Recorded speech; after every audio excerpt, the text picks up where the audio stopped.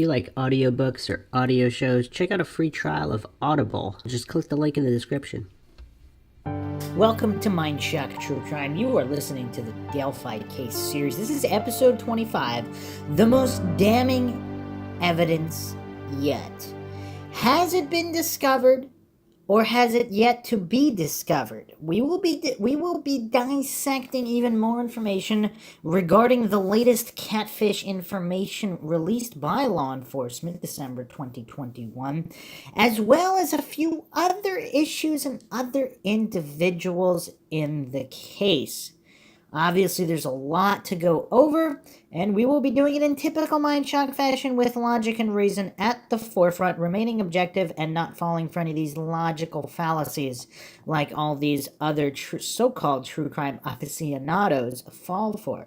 As always, if you enjoy the Mindshock podcast, find it interesting and informative, you can donate to our PayPal. Just check the link in the description. Make sure to subscribe to the channel, hit that bell for notifications, make sure you allow your device to have those notifications come through, or you could just go to youtube.com/Mindshock.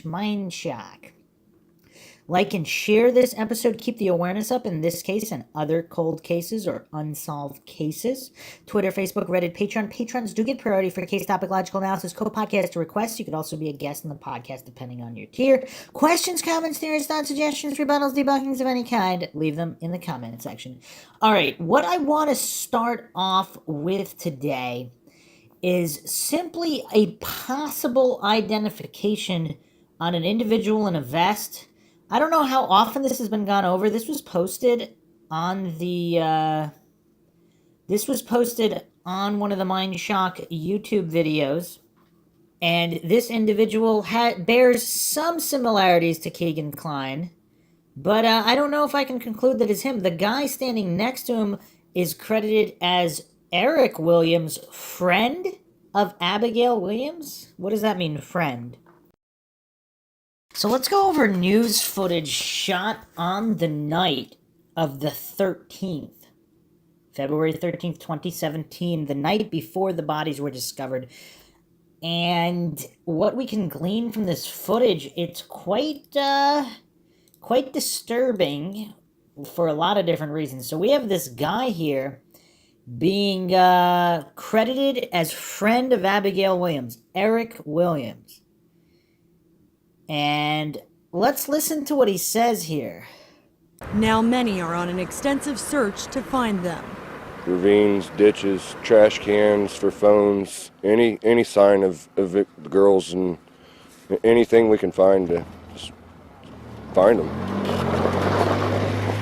Anybody else catch that?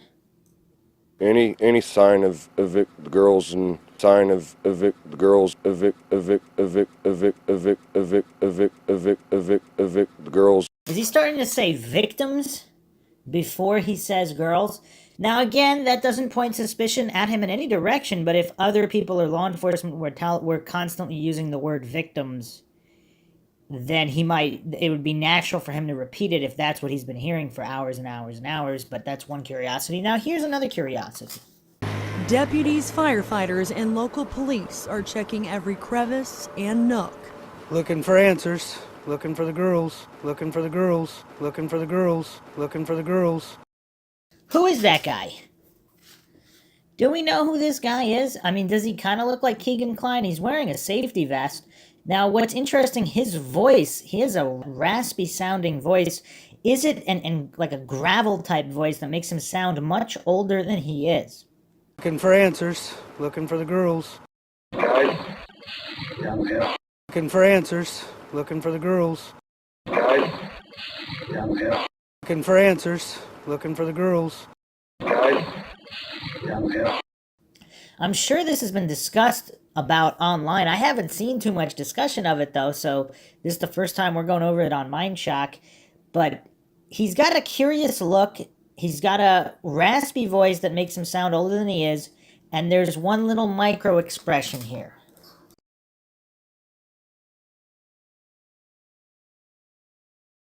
You guys catch that?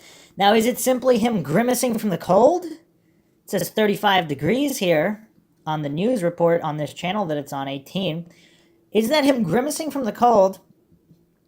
Or is it some kind of weird duper's delight? Again, I am not insinuating any of these individuals are responsible for anything. I'm asking questions. I'm exploring curiosities, asking questions, because even if, again, I am not alleging that the down the hill voice is the voice of the murderer. I have no information to deduce that. So even if this guy here is the guy who's saying down the hill, that doesn't mean he's guilty of any crime. I am not alleging he's guilty of any crime. He might not be. Even if it is his voice. And I'm not saying it is. Because again, we don't know what kind of enhancement protocols or software the down the hill audio clip that we have has gone through. So we don't know how accurate it even is. I don't know if this guy has been identified. I don't know.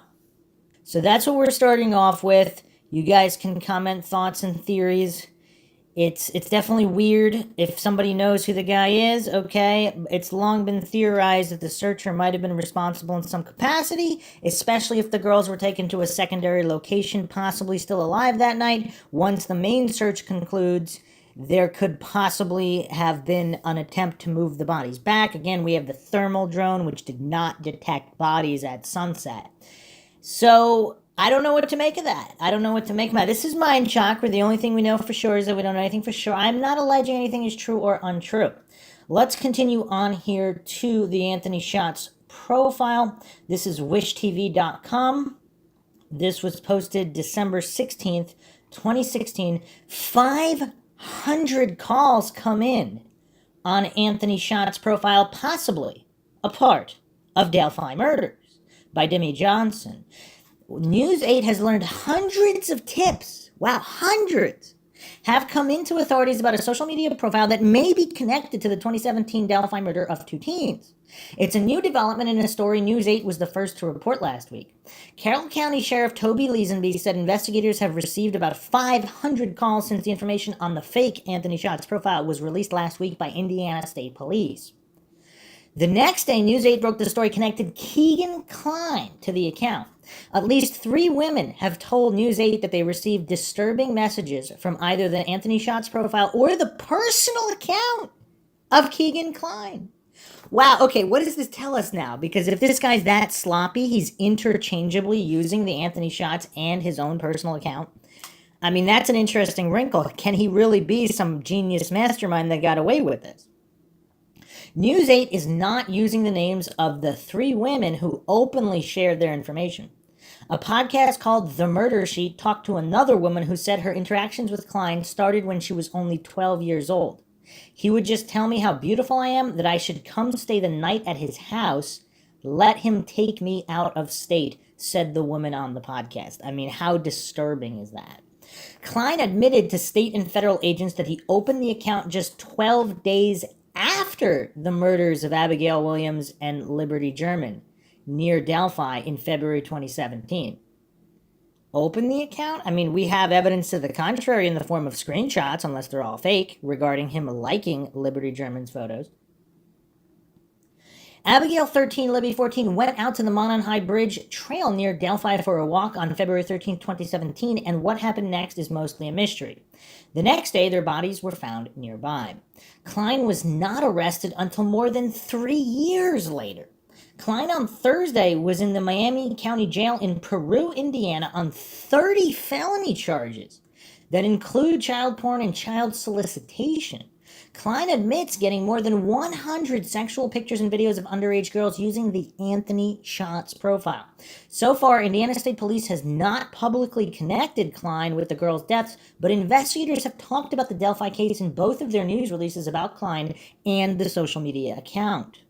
The most recent news release came Monday after News 8 reporting on investigators who acknowledged the delay in Klein's arrest. They said they've contacted dozens of secondary investigations based on information in the murders of Abby and Libby. We want to stress that Klein has not been charged in the murders of Abby and Libby. No one has. Klein was supposed to be in court Thursday, but a judge canceled the appearance. Klein is now scheduled to go on trial in May. Wow. Also, something that we didn't really talk about, I mean, in exploring every single rabbit hole that I just started thinking about recently, the audio was released on February 22nd. So theoretically, I mean, I'm not saying this is true in any way, but theoretically, the down the hill could have been from any time and any day. Theoretically. And the photos were released February 15th. The bodies were found the 14th. And of course, if you haven't checked out the podcast on the trail cam footage, we don't have 100% irrefutable evidence that these photos came of so-called bridge guy walking the bridge who may or may not have been responsible or involved in the crime. We don't know where those came from. And a poster actually pointed out something curious. Why didn't they wait till he got why didn't they release the video or image from when he was at least a couple steps closer to them, because he's so far away? Now, that could be for a number of different reasons. Now, if you do believe in some kind of law enforcement conspiracy or complicity to cover something up, then they would release something grainy on purpose to stonewall the investigation. Or is it possible that Libby or Abby, if Libby was the one recording at the time, did she try to pocket or hide the phone so that is the closest image? Although that's still kind of hard. I mean, I don't know. It's kind of hard to believe either of these scenarios. If it's from a trail cam, then of course they could get a still of him even closer. But again, all of this is obviously conjecture. We have no idea what's true or untrue. Obviously, law enforcement has released so much conflicting information. It's really impossible to deduce any of this definitively. So, obviously, there are a number of people associated with Keegan Klein and the people that he tried to exploit and had exploited. Now, there's just so much damning evidence against Klein, not necessarily in the Delphi murders, but just in general. I mean, it's astounding. Here's another article from art19.com regarding the Murder Sheet podcast. A 27-year-old Indiana man named Keegan Anthony Klein has been brought up in connection with the 2017 murders of Liberty German Abigail Williams in Delphi, Indiana. He currently stands accused of using social media to catfish and coerce young girls. This week, the Murder Sheet spoke with a woman named Kayla. She told us that Klein catfished her when she was just 12. Over the next few years, he would threaten and abuse her online. In one chilling anecdote, Kayla recalled meeting Klein at a public park. She said he became furious with her for bringing along a friend. Due to the disturbing allegations contained in this episode, we submitted a tip to authorities using the Delphi hotline with Kayla's permission. And this is the Murder Sheet, the Delphi Murders, Kayla's Story podcast. So here we have Klein. This woman is saying she met Klein at a park, and she also brought along a friend for safety or whatnot. So that's curious. So does that make it more likely that Klein had a certain MO where he would try to meet girls in person, not just online? And is there a history of him becoming furious when one of them brings a friend? So is this a pattern here? But again, for whatever reason, they are not announcing that he's been connected to the Delphi murders. They are not announcing him formally as a suspect or charging him with the Delphi murders. Why is that? Whatever touch DNA they may or may not have, does it not match him? Is that why they can't charge him? Even if they do believe he was there? So do they believe he had an accomplice? Now, some people commenting on this podcast do bring up interesting points. It's interesting that in the little bit I've seen, there is no notion of having been catfished. She doesn't say she was shocked and disgusted when she saw him, just that he became angry. It seems clear that if they did meet up, they had exchanged real pics and maybe even real identities. That's an interesting, That's interesting. I mean, there's a lot of interesting things here. Now, does that mean that, obviously that doesn't mean he wasn't also catfishing other people. So, but it's curious, he's this brazen to use, if this is true, I'm not alleging it is or it isn't, If this is true, he's brazen enough to use his real identity and meet up with minors at a park. I mean, that's weird. And then he also apparently has anger issues over her bringing a friend. Now, if this scenario repeated, whether he catfished or not, let's say theoretically, if he's the guilty party, if he did catfish Libby and she brought Abby along, would he be more angry with Libby? And does the rumored information about Libby being brutalized much worse than Abby in their murders, does that point to Klein?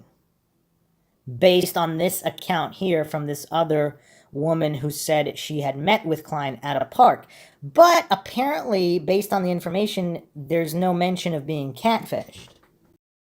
Some people allege that this entire interview with this Kayla individual was staged for podcast views or whatever, because it fits it's too neatly fitting. But on the other hand, there's no catfish here. She could have claimed to be catfished. I'm not going to go down that rabbit hole and accuse anybody of lying about anything. It's very disturbing. Obviously, everything is a question mark. All right, let's look at this interesting post on the Delphi Murders subreddit regarding a leak early on in the investigation. This was posted by LBK80. So the redacted document states Blank and his son, KK, were located at the residence when the search was done February 25th, 12:35 p.m. I keep thinking about how strange it is that the S5 has a factory reset done on February 23rd and that KK returned with redacted, I'm assuming his father, from Vegas on February 25th in time to be home when law enforcement showed up to execute the warrant. February 25th also appears to be the day in which the investigation headquarters moved from City Hall over to the REMC building for more space. My conspiracy theory mind can't help but wonder if there was a leak and KK and or his father were tipped off that law enforcement were looking at them and or were planning to search the residence in advance of it happening. It's also interesting to me that the other devices taken in the search were not reset, and app deletions on the 5C didn't happen until after the polygraph.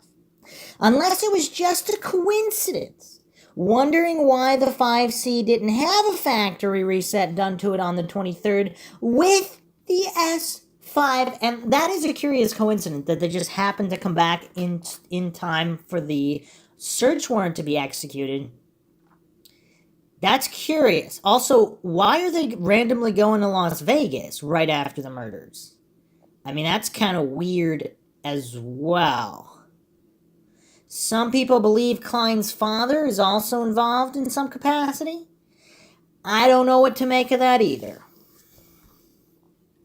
So some responses here. The other devices were old. It states that they hadn't been utilized since a year, at least, earlier. One of them said something about being powered on but not utilized. It's super weird considering he said things like he knew he was expletive and he should have left. They were either tipped off or he knew something about the murder.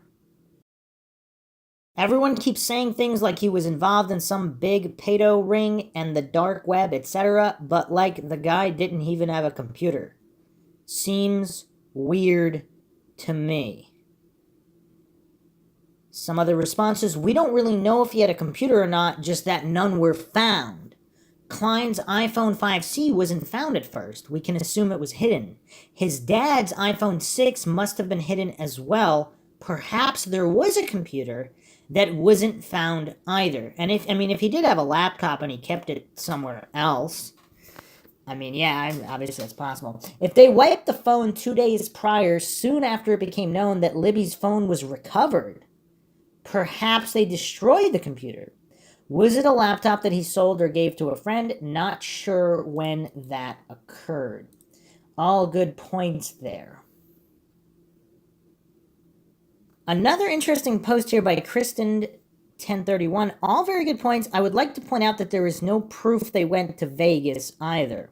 Those photos could be from some other time. His dad posted stuff in 2018 that was referencing 2017. So it could all be a smokescreen to create an alibi.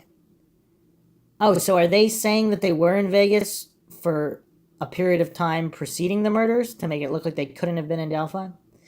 Klein's friends have said he never went anywhere and definitely was not traveling around like he claimed to be. He is a pathological liar given everything he was professing about himself. Huh. Others said that if he did go to Vegas, he could have ditched the laptop there. Another response here by Lanky. I suspect this as well. No casino job, no UNLV, no Warped Tour. But we know at some time they did go to Colorado and Nevada. Maybe they went in February to establish some type of proof of alibi, like buying an S5 from an individual in Vegas and using it to talk to hookers to replace the missing iPhone 6. Klein said he packed another bag and took it to Vegas, meaning he had to explain why stuff was missing. I believe a computer was missing too, and he had to explain. Not that I think he actually took a computer to Vegas. Well, he could have taken a laptop or a small computer. Huh. Very weird. Very, very weird.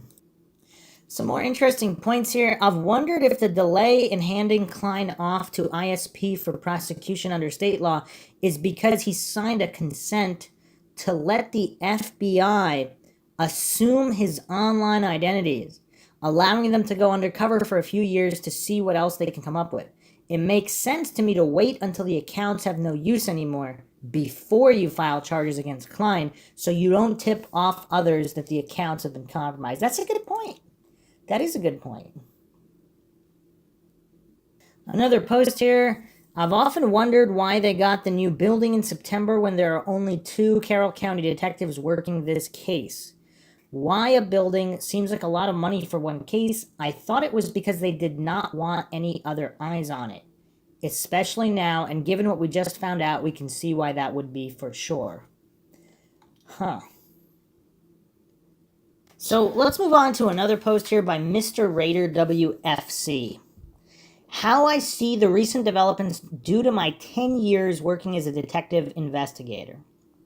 I want to start off by making this very clear so there is absolutely zero confusion. I have absolutely zero insider information from anyone that has been directly heavily involved with investigating the terrible crimes committed in Delphi. I have no relationship with anyone in or close to the family or in the community. In general, that would be of extreme value when interpreting the cause of the very limited information that has been made publicly available. I have a couple of people I consider friends and colleagues that work for the Indiana State Police that have thrown around some of their feelings and aspects about the case in a way people inside law enforcement would call talking shop with someone that knows how it works, but it was not based on direct heavy knowledge of the evidence or investigation.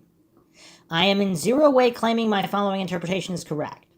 I am simply offering up my perspective as someone that has received a bachelor's degree in criminal justice, currently working towards my master's in criminal justice and public safety, worked for a handful of years as an officer and detective in Indiana, and will have 5 years as a PI and licensed bail enforcement agent in the state of Indiana.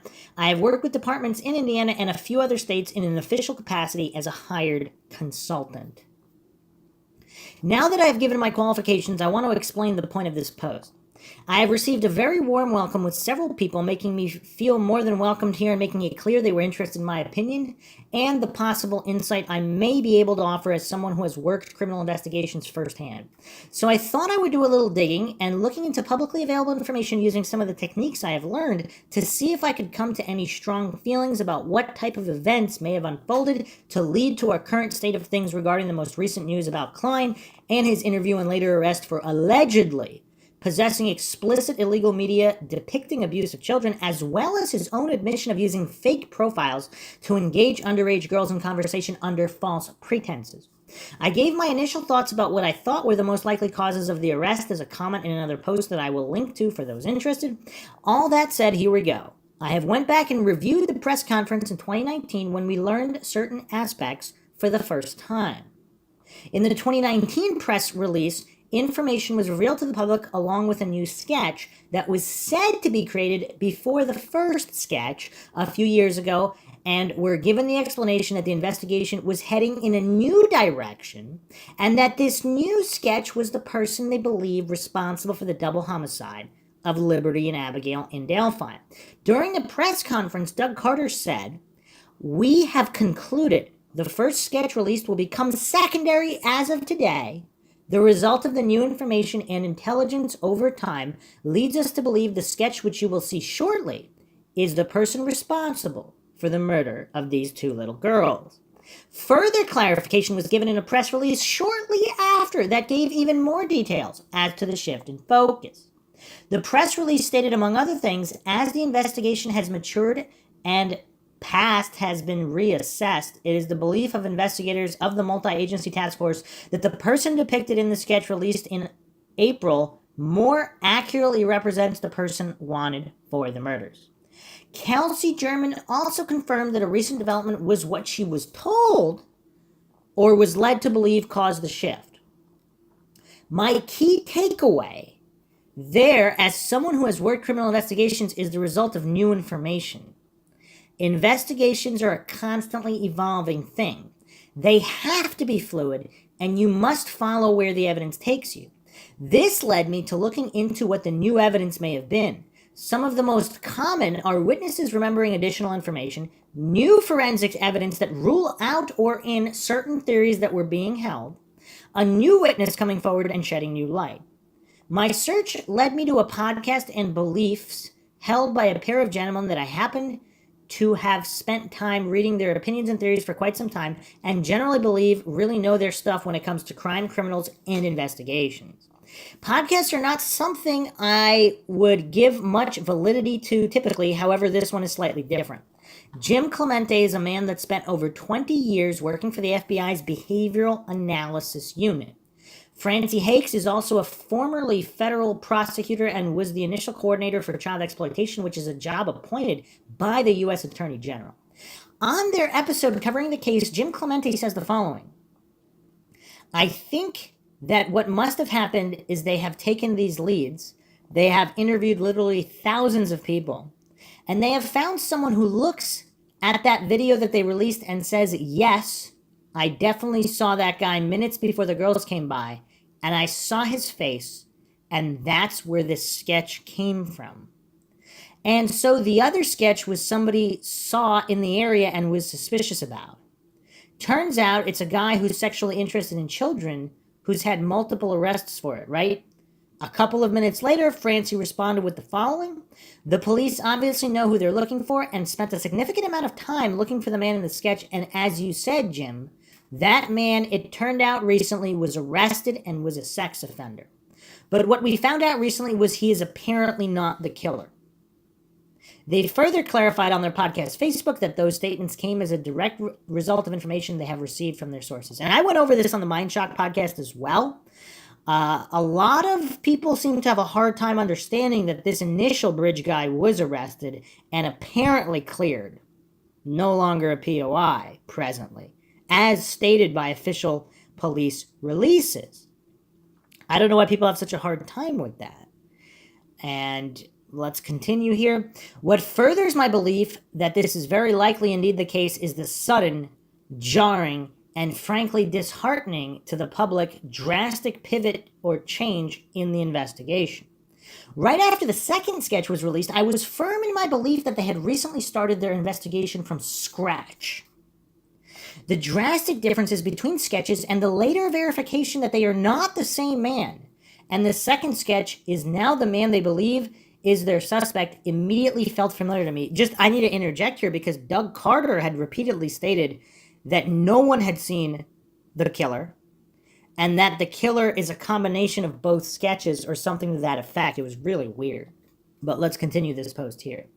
That is the attempt to reignite tips and potential witnesses to come forward because detectives were forced to throw out their primary theory and biggest suspect due to information they didn't have previously that made it very clear their theory could not be correct. The only way you come out with a new sketch and make those statements is if you are forced to make such a sweeping change.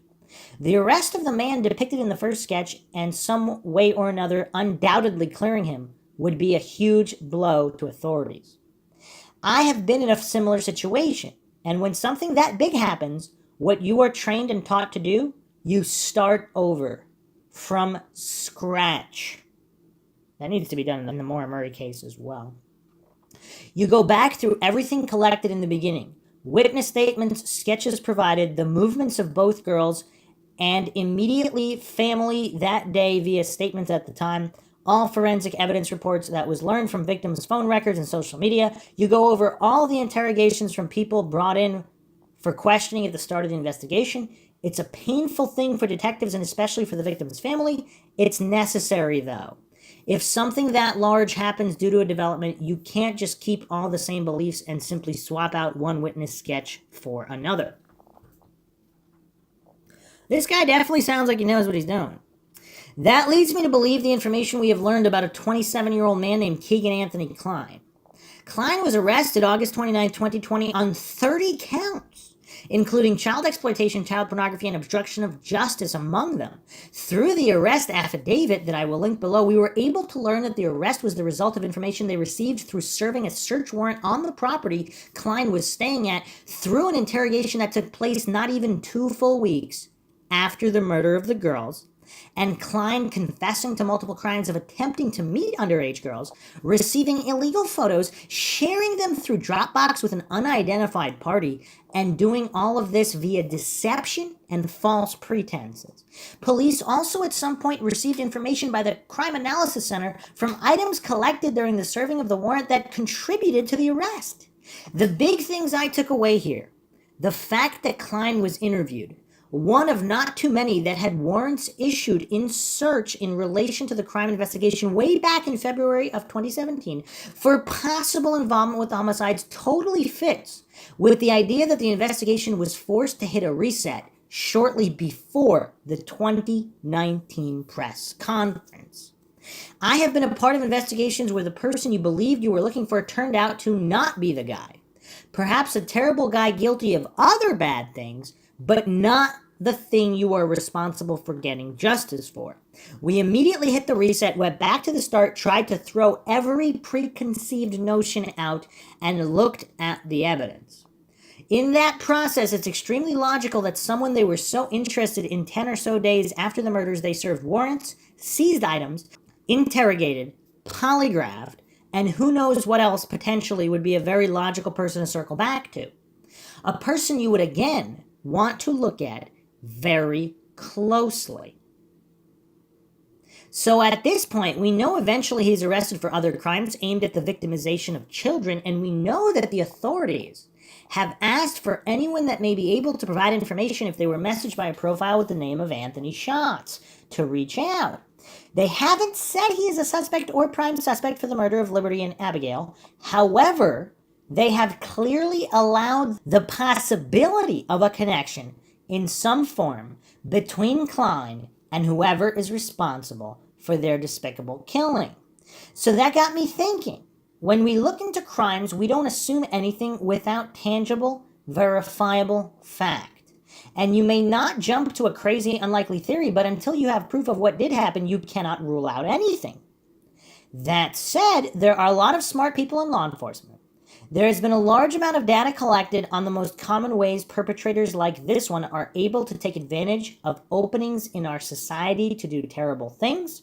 Most crimes are committed by a person known to the victim. However, the Delphi case does have some of the biggest signs that this was a crime committed not out of passion because of a close relationship, but for gratification.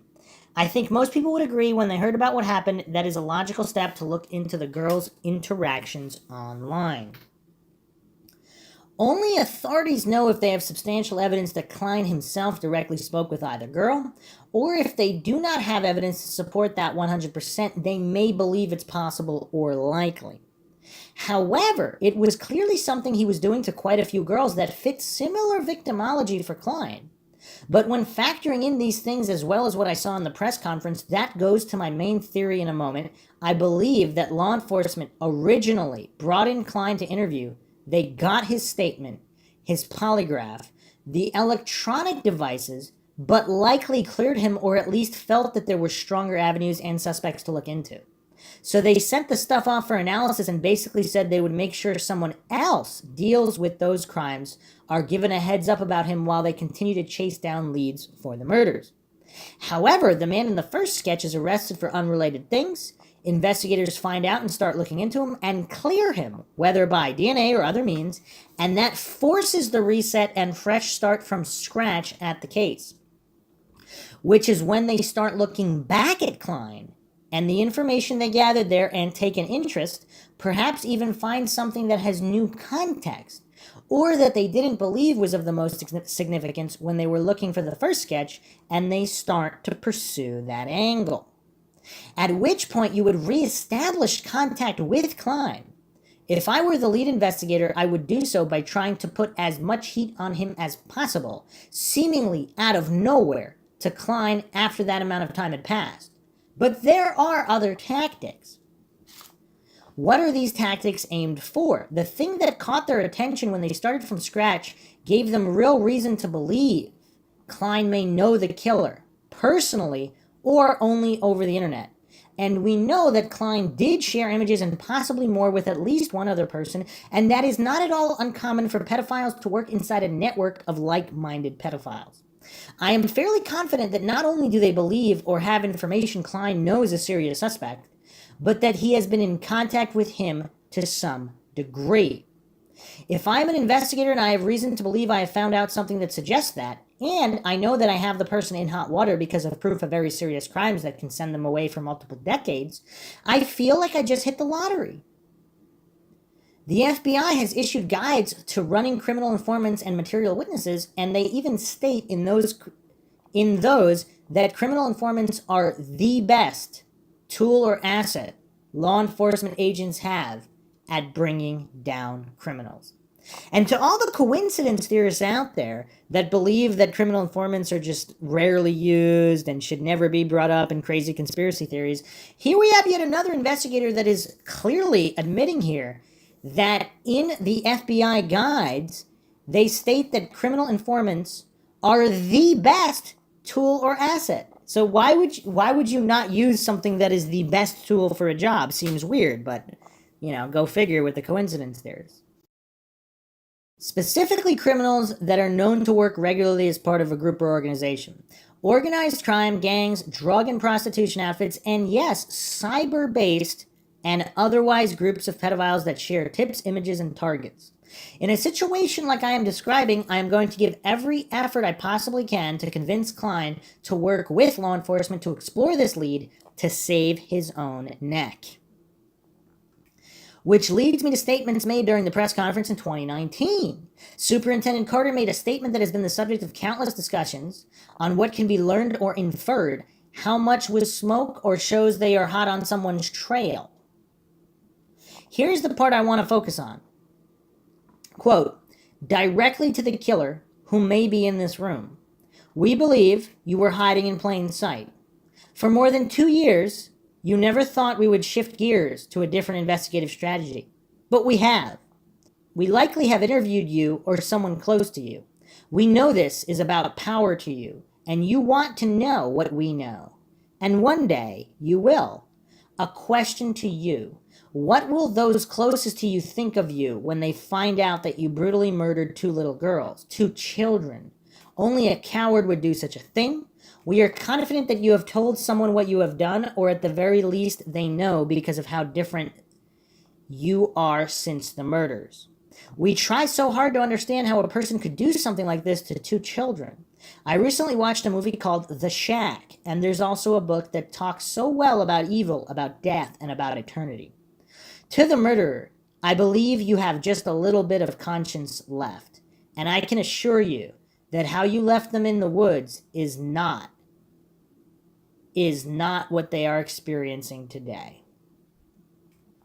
Again, this is just how I am reading things from my perspective working crimes, and I believe this could be a real clue to give some weight to my idea. Obviously, with the release of the second sketch, that could be the time where relatively shortly before law enforcement were forced to start from scratch and focus on the second sketch, with the first man's sketch potentially being cleared, which would mean that this would be the exact time when they have been brought back to Klein and the information they already had, and would find once again they began to dig. In any statement to the killer, there will be posturing by authorities. There will be things designed to target specific areas in relation to the criminal profile created, so it's not like you can take everything as verifiable fact. But it does seem to track in my mind that at the same time law enforcement had to start back at the beginning and work from there, that we know has led to the arrest of a person interviewed very early into the case recently, with them making it clear a connection to the murders is entirely possible. That was the process that leads us here currently. I think there is a very real chance that they have some form of proof or documentation that Klein and a prime suspect, whether his true identity is known or just information of someone's online profile, had been in communication with. It's even possible Klein is the one being referred to as to who the killer told. Could also be the person they are talking about interviewing close to the killer. The comment about shifting to a different investigative strategy stands out as well. It's impossible to say for sure without knowing the inside information, but a shift to focus on someone that they can prove was targeting young girls and attempting to meet with them, and has at least once shared illegal material, attempted or successfully being turned into a criminal informant, would, in my opinion, quite likely be a much different strategy than what was being used when they went in the direction of the man from the first sketch. It also could make significant sense for the new age range for the suspect, as the younger offender would match much closer with Klein, who is in his 20s. The encouraging part to me is that if I am in the right ballpark, that means they are likely the closest they have ever been to nailing down a real person, instead of just some very loose potential people of varying levels of interest. That is a thread that, even if the contact was old and couldn't be leveraged for more info to lead them to the perpetrator after approaching Klein, it's still a thread that can be chased down a bunch of ways.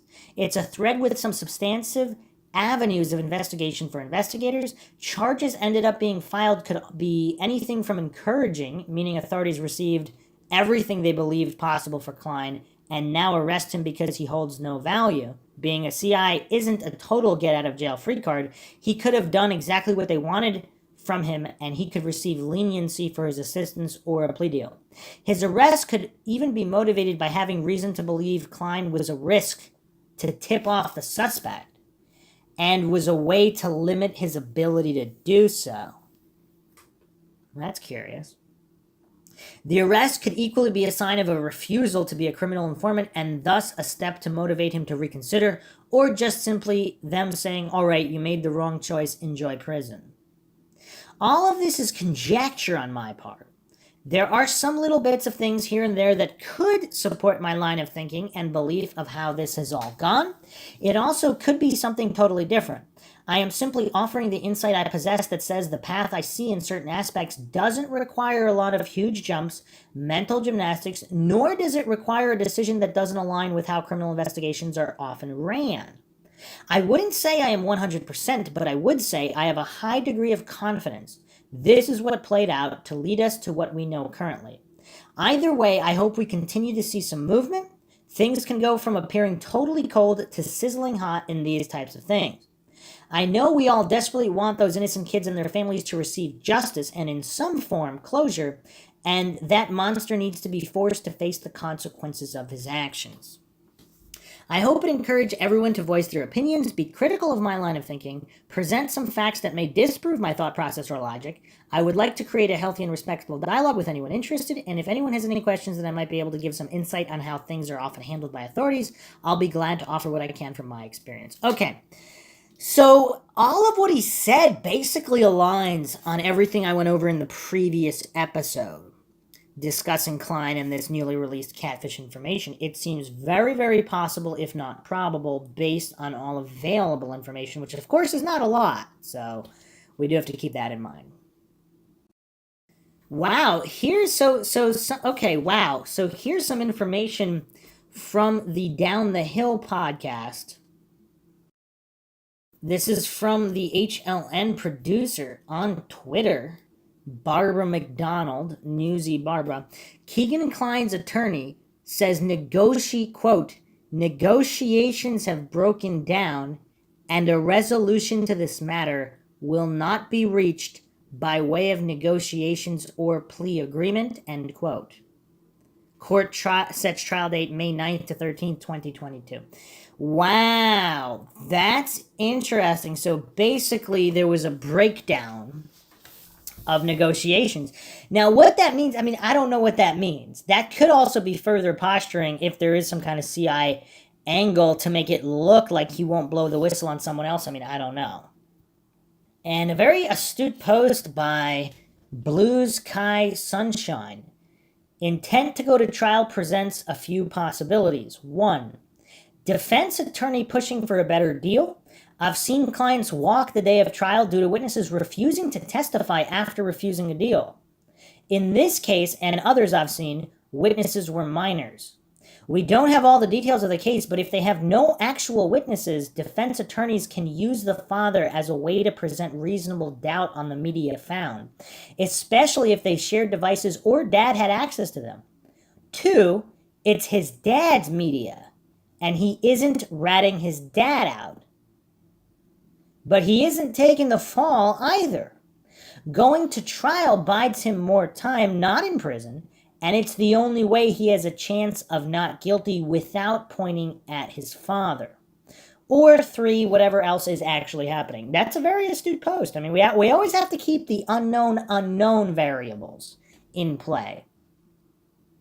The other thing is, if he was a CI and then what law enforcement were asking gradually increased in risk, and at a certain point, if Klein was not willing to take that risk, either believing he would be killed or whatnot, is that what caused this so-called breakdown at this point? Another interesting possibility is if some of these minors who initially were willing to move forward, possibly testify at trial, if they changed their minds, would that be why ISP might have gone fishing with wanting to get more people that might have been catfished by the Anthony Shots account because their previous witnesses backed out? Again, obviously, those people should not be judged. Very traumatic to deal with these kinds of situations. But if they were no longer willing to testify, I mean, it could potentially be a new fishing expedition. But it looks like they've had over 500 more tips, so maybe it'll pay off. So they'll at least get Klein for all of these other charges. Obviously, we still have the question mark of his direct involvement in the Delphi murders. Okay, let's tackle another issue here. This is another post. An early law enforcement misstep question mark by Equiday 2. This was a few days ago. I just watched an interesting video, Anthony Shots, subject by the YouTuber known as Clutch with a K. Clutch is former law enforcement, not sure in what capacity, but he appears to have some understanding of how law enforcement works in investigation. But the really interesting stuff in this vlog is not about Klein, who liked a photo of Libby posted of herself sticking her tongue out, but information regarding Libby's social media accounts. Back in the mists of time, Becky Patty, Libby's grandma, stated that she had the passwords to all of Libby's accounts and devices.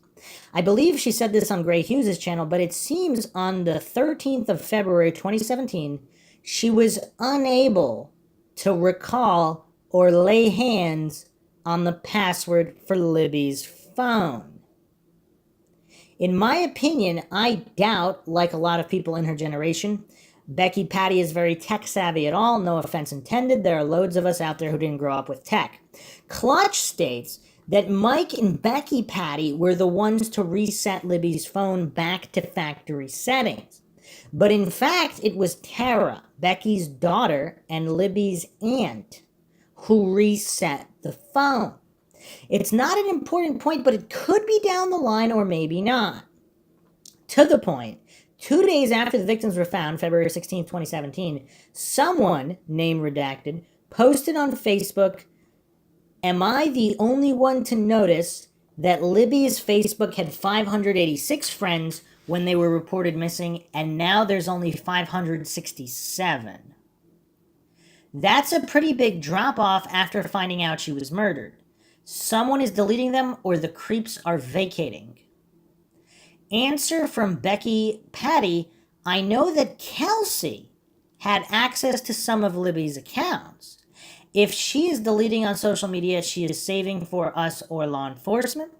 Another Facebook post to Becky Patty.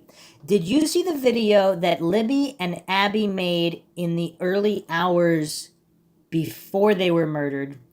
Did you know that Kelsey said she has all of Libby's accounts and she is deleting stuff? In what world would law enforcement turn over a murdered girl's social media accounts to her 16-year-old sister to delete stuff and save them for law enforcement? I mean, wouldn't they secure these accounts immediately and change the passwords? Those are very curious questions. Very curious questions indeed. And in those, again, we don't know specifically how many videos Libby and Abby made. Obviously, various kids of various ages. Some of them take like 20 videos a day of random inane stuff, but also talk about what's going on in the day. So even though they're recording, they might be talking to people off screen or each other. Oh yeah, we're going to meet up with him and him or whatever. And if they're recording hours and hours of footage, there could be very important clues in there. There could also possibly be some embarrassing information that Kelsey doesn't want known, so she deleted it, and Kelsey innocently deleted it, thinking it had nothing to do with the murders, but maybe it did. Again, if it was someone close to the family, perhaps some of that information could be relevant. Again, we don't know. That's something for law enforcement, but if they really did just say, oh, Kelsey, yeah, you can handle the accounts, just save anything you think we need to see. I mean, I don't know. I really don't know what to make of that. If that's true, that's just absolutely insane and possibly could be the reason why this case is not yet solved. I mean, if that's true, that might be one of the biggest blunders of the entire case. It might be the sole, if we had to identify one factor, it might be the factor that has kept this case from being solved. And again, this is not to point the finger at Kelsey German in any way, because if she's not responsible, she doesn't know anybody responsible for the murders, everything she did could have been 100% innocent. And clearly this is pointing the finger at law enforcement, not Kelsey German. Another post on this topic here by Black Lion Yard. Until a suitable legal hurdle has been met, social media accounts are not something under law enforcement's control and theirs to turn over or not. Depending upon one's specific actions, law enforcement might eventually have grounds to bring charges for destruction of evidence or obstruction of justice, but at the start of the whole investigation, things can be a bit murky. I would strongly agree that in a murder investigation, law enforcement should be mindful of the potential value of digital assets like social media accounts.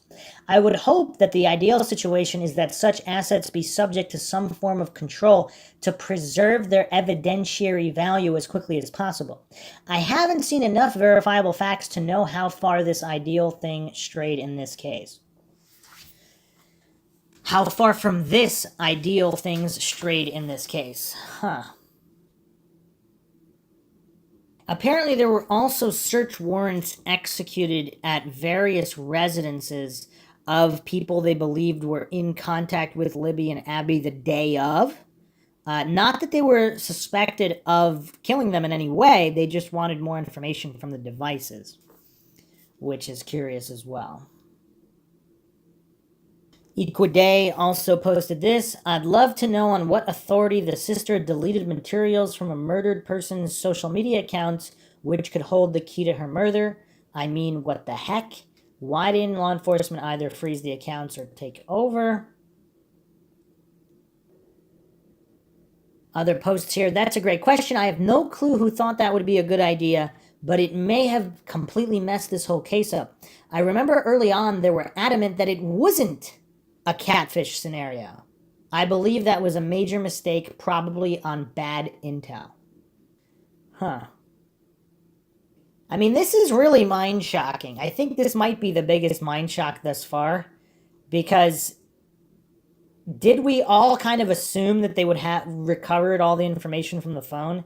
But if a lot of information was deleted, I mean, that's still, again, as I went over in the previous episode, just because something is deleted, does that mean it can't be recovered? Now, we do have these FBI agents that were covering for the big gymnastics scandal, and that doctor. Were these one or two FBI agents? Were these the ones in charge of recovering this data?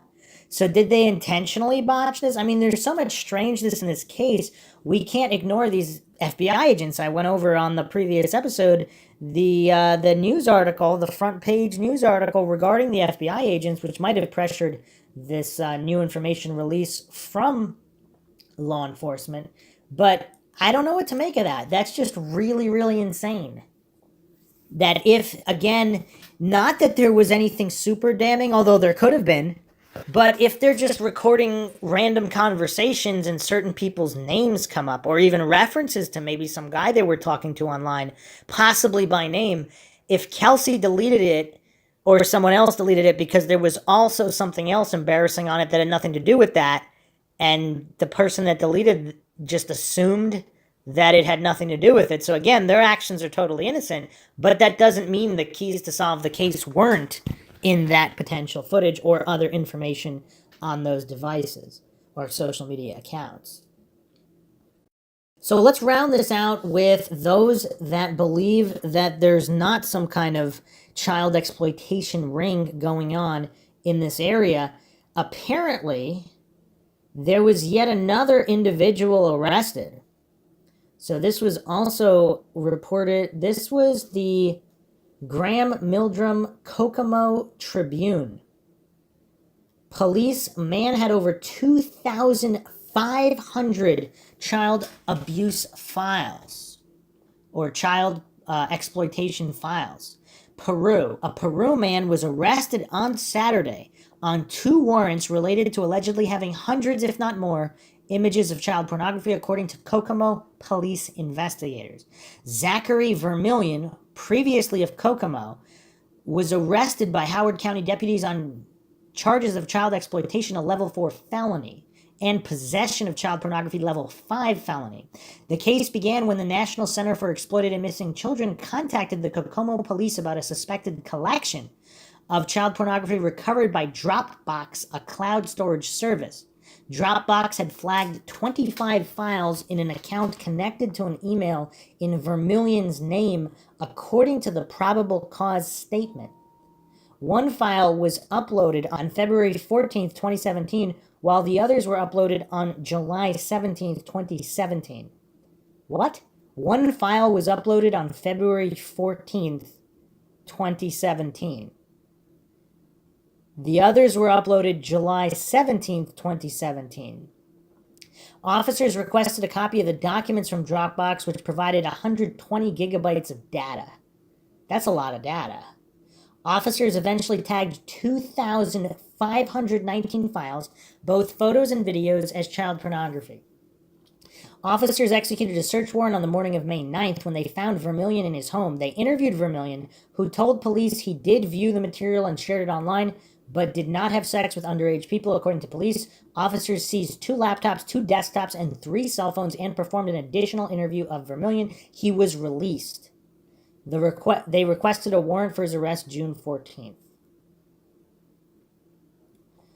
Interesting. Wow. So clearly there seem to be, is there an unusual amount of these people in the area? Are they connected to Klein and some of these other individuals? Those are the questions here. Is this area far stranger than other areas with far more child predators?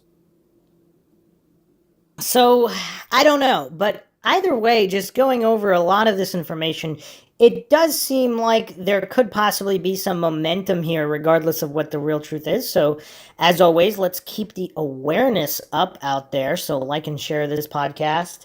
on social media platforms, Twitter, Facebook, Reddit, Patreon. Patrons do get priority for case topological analysis, co-podcast requests. You could also be a guest in the podcast depending on your tier. Hope you guys enjoyed another edition of Mindshock True Crime. If you enjoyed the podcast, want to support the podcast, want to help us put out more mind-shocking content out there and keep up awareness, not just in this cold case, but other cases, cold cases, wrongful convictions, you could also donate to our PayPal. Just check the link in the description. Questions, comments, theories, thoughts, suggestions, rebuttals, debunkings of any kind, leave them in the comment section. This is Bruce McGuire signing off. Catch you guys next time.